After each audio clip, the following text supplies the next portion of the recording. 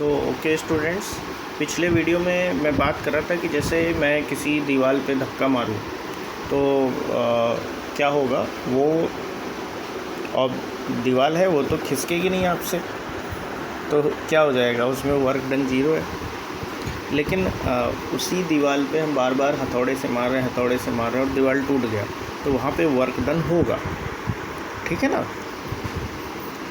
अब अगर मैं ये कहूँ कि किसी वेरिएबल फोर्स, कोई वेरिएबल फोर्स है और उसके द्वारा वर्क डन मुझे निकालना है, तो कैसे निकलेगा।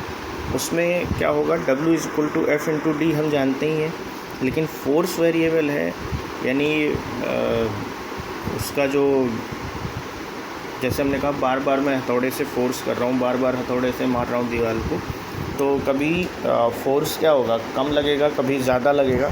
तो ऐसे केस में फ़ोर्स को निकालने के लिए हम क्या करेंगे, फार्मूला लगाएंगे W=x1 इंटीग्रेशन ऑफ f(x)(dx) और लिमिट होगी x इनिशियल टू xf। ठीक है ना। वो x इनिशियल क्या है, सिस्टम कहाँ से और कहाँ तक मूव कर गया है, यानी x इनिशियल कहाँ पे था और x फाइनल मतलब कहाँ पर पहुँच गया है। ठीक है। ये मतलब फोर्स होता है जब हम कोई वेरिएबल फोर्स ले रहे होते हैं। ठीक है। अब हम बात करेंगे conservative force and non conservative force.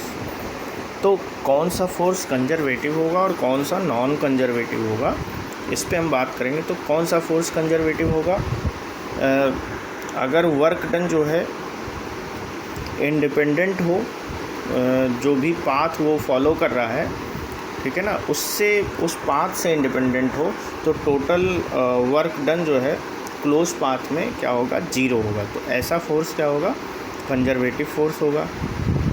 ठीक। जैसे कि एग्जांपल के लिए ग्रेविटेशनल फोर्स, इलेक्ट्रोस्टैटिक फोर्स, ठीक है ना, इलास्टिक फोर्स, ये स्प्रिंग का, ये सब क्या है, कंजर्वेटिव फोर्स है।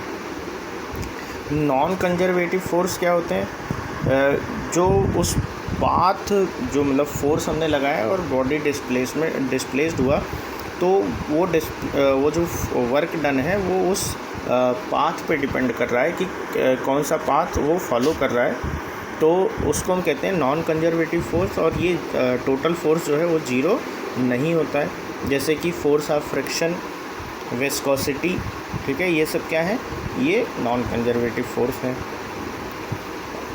या अब देखो, इसमें एक चीज़ और है कि अगर work done by frictional force when a block and dragged along the ground depend on the actual path length.